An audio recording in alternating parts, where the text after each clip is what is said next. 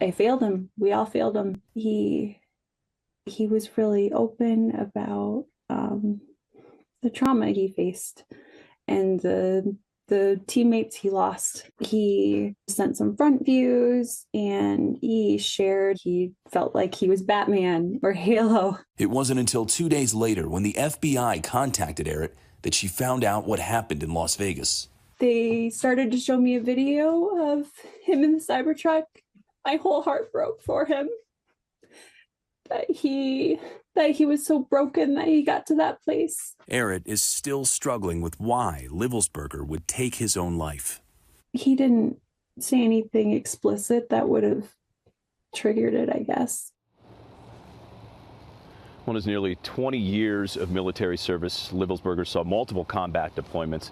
The FBI describing the incident in Las Vegas as a tragic case of suicide by a highly decorated service member struggling with PTSD and other issues, guys. All right, folks. So there's a twist to this whole thing, and this is what I really want to talk about tonight. So Matthew Livelsberger claimed to be part of a cover-up of war crimes in Afghanistan. The U.S. Special Operations soldier who allegedly detonated explosives inside a Tesla Cybertruck outside the Las Vegas Trump Hotel had reportedly emailed a bizarre message about the drones over New Jersey. I sat there for probably an hour talking to my wife. I'm shaking. I can't even think straight. Like, normal day is shot, and I didn't know what I want to do. Do I sit on this? Do I do nothing with it? I've got to tell somebody. I've got to tell the FBI at least, because this is huge. This is all over the news. And then I was like, well, dude, this guy wanted to get in contact with Shawn Ryan, so let me get this to Shawn Ryan, see if I can get with him. And I had a buddy who knew your producer, and we went from there. But wow. Do you want to read the email? Yep. So this email came in on December 31st at 10:42 a.m. That is Tuesday. He said, in case I do not make it to my decision point or onto the Mexico border, I am sending this now. Please do not release this until 1 January and keep my identity private until then. First off, I am not under duress or hostile influence or control. My first car was a 2006 black Ford Mustang V6 for verification. What we have been seeing with drones, he puts that in quotes, he says drones, is the operational use of gravitic propulsion systems powered aircraft by most recently China and the East Coast, but throughout history, the US. Only we in China have this capability. Our OPSEN, that's Operations Center, our OPSEN location for this activity is in the box below. China has been launching them from the Atlantic from submarines for years, but this activity recently has picked up. As of now, it is just a show of force, and they are using it similar to how they used the balloon for SIGINT and ISR, which are also part of the integrated comms system. There are dozens of those balloons in the air at any given time. The so what is because of the speed and stealth of these unmanned aircraft. They are the most dangerous threat to national security that has ever existed. They basically have an unlimited payload capacity and can park it over the White House if they wanted. It's checkmate. U.S. government needs to give the history of this, how we are employing it and weaponizing it, how China is employing them and what the way forward is. China is poised to attack anywhere in the East Coast. I've been followed for over a week now from likely Homeland or FBI, and they are looking to move on me and are unlikely going to let me cross into Mexico, but won't because they know I am armed and I have a massive VBID. Let me pause right there for a second. So he says a massive VBID. When I was talking to the FBI yesterday, they didn't know what a VBID was. I had to explain what that acronym meant, literally. Are you fucking serious? Dead serious. I said it twice and he goes, you said that word VBID. Can you tell me what that is? For your audience, a VBID, for your audience who has not been in the GWOT for the last 20 years, a VBID is a vehicle-borne improvised explosive device. In layman's terms, a car bomb, what we saw at Trump Tower. So, backing up, he says, I am armed and have a massive VBID. I've been trying to maintain a very visible profile and have kept my phone, and they are definitely digitally tracking me. Here's where he gets into the other stuff, and this is where we had to redact the names. Well, your producer redacted the names. I have knowledge of this program and also war crimes that were covered up during airstrikes in Nimruz province, Afghanistan in 2019 by the admin, DOD, DEA, and CIA. I conducted targeting for these strikes of over 125 buildings. 65 were struck because of civcas, that's civilian casualties, that killed hundreds of civilians in a single day. U.S. FORA continued strikes after spotting civilians on initial ISR.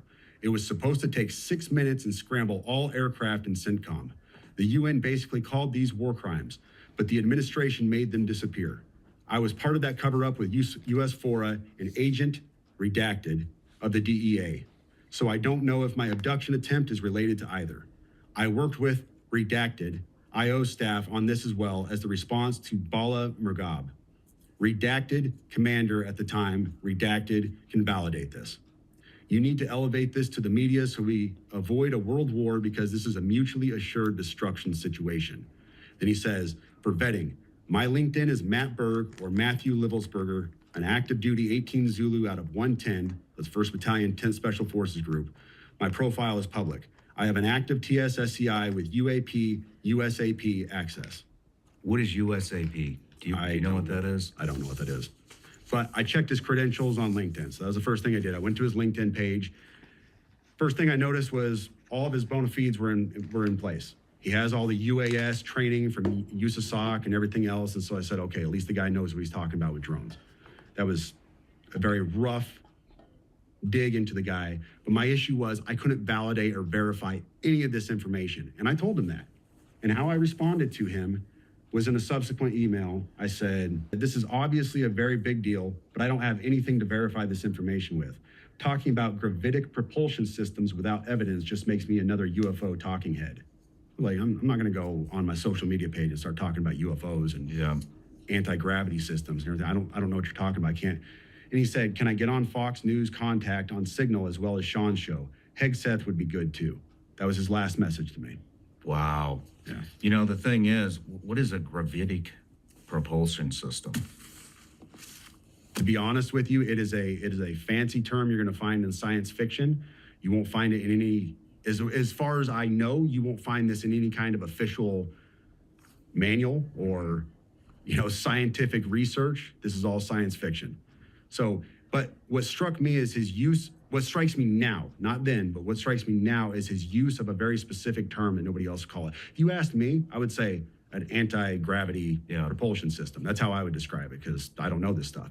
He said gravitic propulsion system. We looked that up last night too, and all we could find was same thing, science fiction type stuff. But there are some things that line up. One is, like I had mentioned, well, let's talk about the guy's story. Obviously, he had a VBID. Obviously, he was in the military and served. And the thing that he was talking about in 2019, we pulled a report. This is from October 9th, 2019. UN report find alleged drug facilities were not lawful target airstrikes caused significant civilian casualties. Moreover, the UN is working to verify credible reports of at least 37 additional civilian casualties, the majority of whom were women and children. Although airstrikes on the alleged drug processing facilities had taken place before, this was the first time that UNAMA had received reports of large number of civilian casualties resulting from such an operation. And it goes on. I'm not going to read all this. We'll link the article here. But so that 100% lines up. And after he released it on email, the contents were confirmed by authorities as being authored by the suspect. So investigators have been trying to piece together the events leading up to the explosion. They're still saying that this was an unaliving of himself. I think there's a whole lot more to this story. I like that in his email that he said something about his very first car, the type of car it was. That gave us all a baseline, if you will, especially people who do mental health. When you're talking to someone who people say, oh, he's delusional, he's having, he's separated from reality. By remembering not only the make, model, and color of his first car, he's saying to us, no, I've got all of my mental faculties together. I'm just here to tell you the truth. And I think maybe if we get Kash Patel, maybe we'll find out what really happened. But it doesn't sound like to me that this was someone who was wanting to die. I think maybe perhaps there were some government entities who definitely did not want him saying what he was saying publicly. I feel so bad for this man's family and for his friends.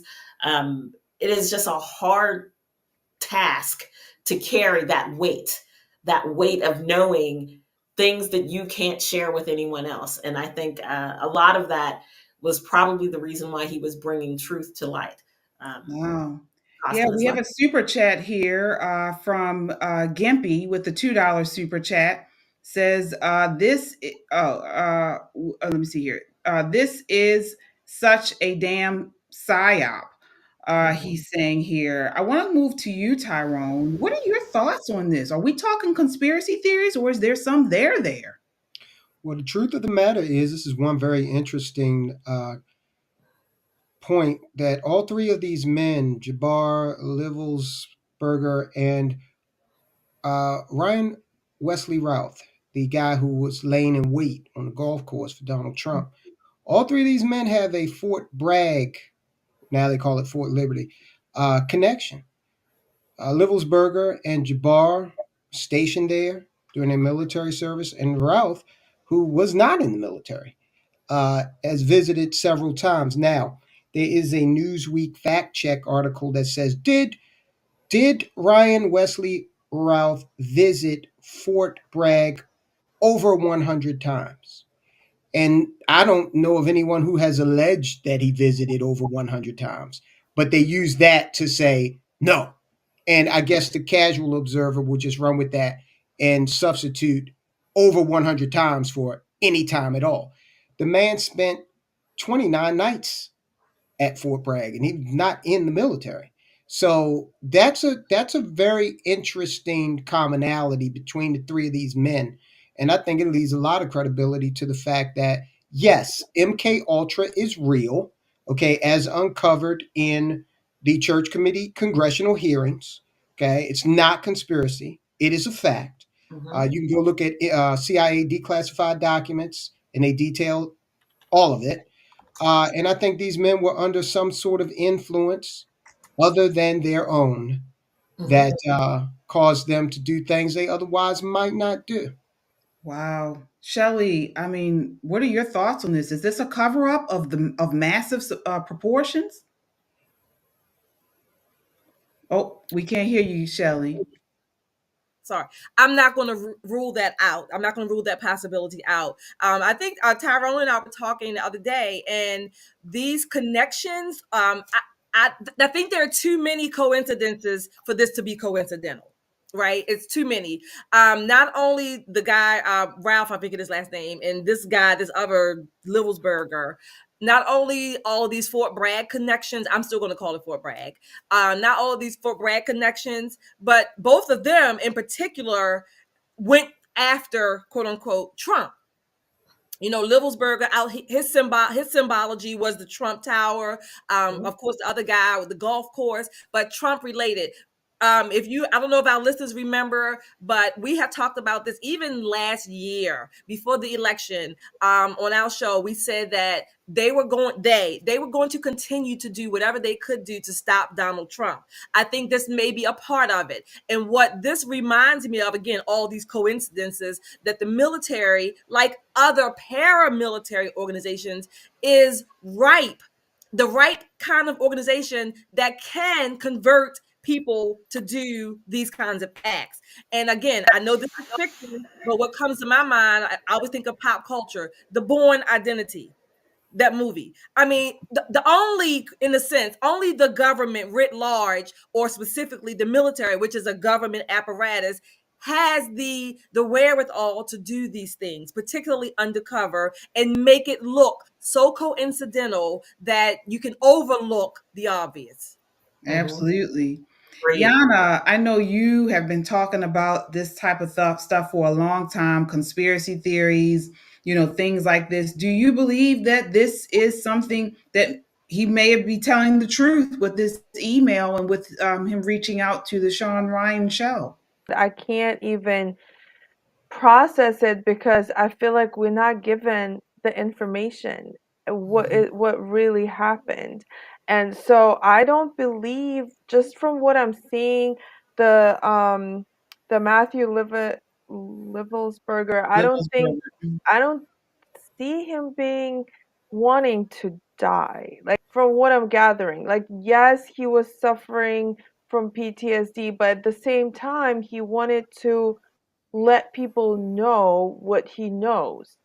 And those types of people usually do not want to stop talking, because if you die, then you can't share that information. So regardless of how much you're suffering maybe from what you experienced, but he didn't seem like the, depressed person who just wants to be on his own and not communicate. He actually was trying to communicate, and his last messages to his people that he knew just didn't seem like he wanted to, that he was about to die. So it's really, really strange, and I think there's a lot that we do not know, and there's something really sinister behind it. Very good point. And one point that you made that I had not thought of was the fact that him, they're saying he unalived himself, yet he reached out to multiple YouTubers within the military complex. It was not just this general shoemate. He also reached out to Shawn Ryan directly. He reached out to Joe Rogan. He reached out to many people within the content creation community that don't align themselves with one party or the other, but are all known to be truth seekers. He reached out, so something is awry here. If we can go down a rabbit hole just for 1 second, right? Here's where I am with this. What if they were all a part of a cell, and there are probably a few other members of this cell, and the cell was quote unquote activated upon Trump's election, or thinking of Trump being elected, but more so that this may be triggered by the changes that are coming for the Pentagon, for the Department of Defense. Maybe now it's time to get rid of the loose lips, in that cell.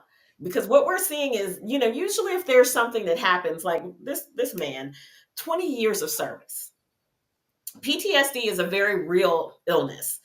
But he didn't get PTSD, in the last year of his service. He's probably suffered with it throughout his continuous term in the military, and likely was going through some sort of treatment to help, therapy, what have you. But we're supposed to believe that suddenly, on a drop of a dime, he decides to unalive himself. But first, he's going to reach out to all of these other people. I truly believe that this is a cell, that they're trying to rid the cell, to get rid of the cell, the people in the cell, before the new head comes for DOD, because Pete has already said that there's going to be a sweeping change. And everybody who had anything to do with Afghanistan, any of the generals, are going to be gone. And he meant that. So what we're seeing now, maybe the people who know where the bones are buried, so to speak, in Afghanistan, are suddenly, domestic terrorists, people that, they don't really want people looking into. That's just me and my rabbit hole. If you agree with me, hit the like button. If you got a rabbit hole of your own, put it in the chat so we can get together on the rabbit holes. But I think this is something that we should look into. We should definitely peel back some of the layers of this onion. Yeah, that's a good one. That's a good one, Nicole. You might be on the money there, because, and this is another question I want to ask you all.